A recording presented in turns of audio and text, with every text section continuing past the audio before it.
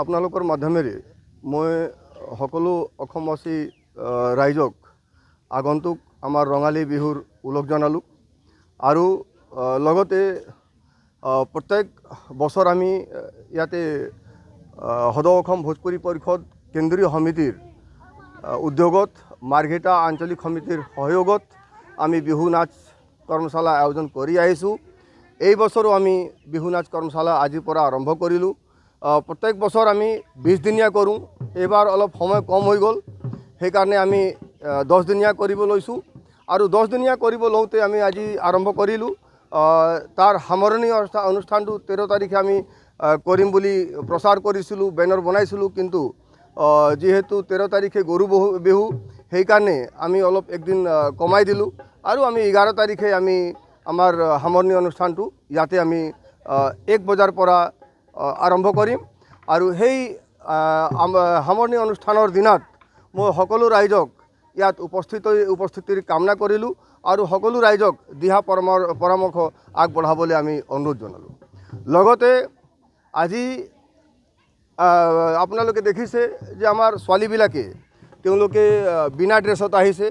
আমি আজি প্ৰথম দিন আৰু কালি ছট পূজা আছিলে, সেইকাৰণে আজি ছোৱালীবিলাকৰ সংখ্যাটো কম, কিন্তু কালিৰ পৰা সংখ্যা বাঢ়িব আৰু লগতে তেওঁলোকক আমি অনুৰোধ জনাইছোঁ যে কালিৰ পৰা তেওঁলোকে বিহু ড্ৰেছ লগাই কিনি আহিব, যাতে দেখিবলৈও ধুনীয়া হ'ব, তেওঁলোকে শিকিবলৈও ধুনীয়া হ'ব।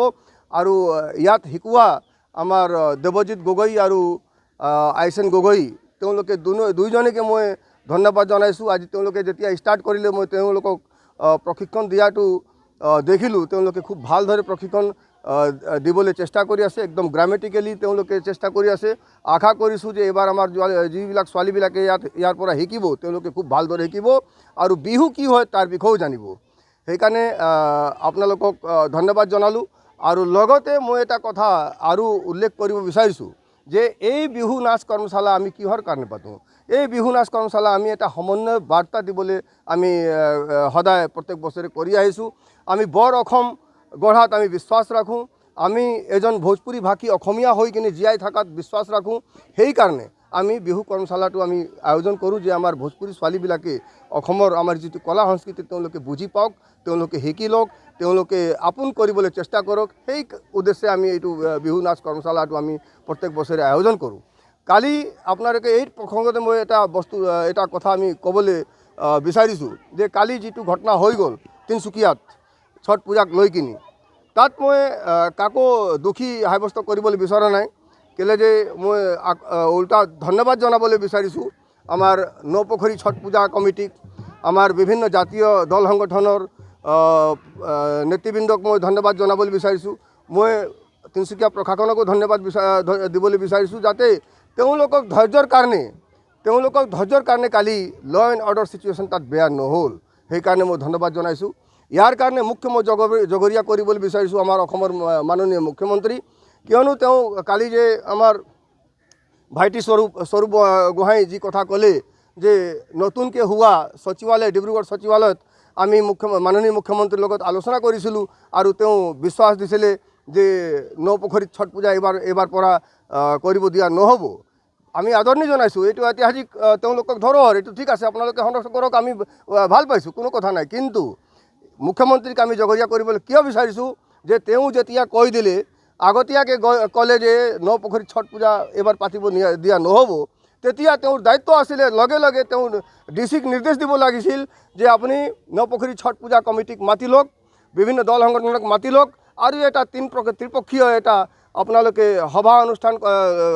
সভাত আপোনালোকে তেওঁলোকক কৈ দিয়ক যে এইবাৰ নপুখুৰীত ছট পূজা কৰিব দিয়া নহ'ব।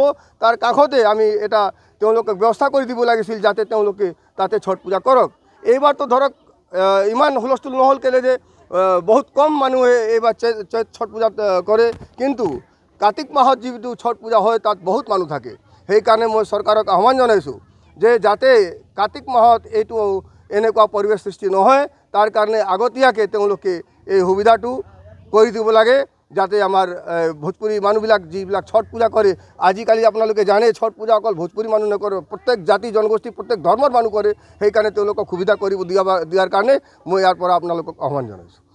ধন্যবাদ। জয় আই অসম। সঁচাকৈ খুব ভাল লাগিছে। আচলতে ইয়াত বিভিন্ন জনগোষ্ঠীৰ যিহেতু ছাত্ৰ ছাত্ৰীসকল আছে, তেওঁলোকক শিকাবলৈ পাই খুবেই ভাল লাগিছে। কষ্ট হৈছে অকণমান, কিন্তু চেষ্টা কৰিছোঁ যিমানখিনি পাৰোঁ দিবলৈ, আৰু তেওঁলোকেও খুব সুন্দৰকৈ ল'বলৈ চেষ্টা কৰিছে। আৰু আমি যিমানখিনি পাৰোঁ, মই যিমানখিনি শিকি আছোঁ সেইখিনি তেওঁলোকক দিবলৈ চেষ্টা কৰিছোঁ। তাতে ভুল ত্ৰুটি ৰৈ যাব পাৰে, আৰু মই সমূহ ৰাইজৰ ওচৰত যদি কিবা ভুল ত্ৰুটি ৰৈ যায় তেতিয়াহ'লে মই ক্ষমা প্ৰাৰ্থনা বিচাৰিছোঁ।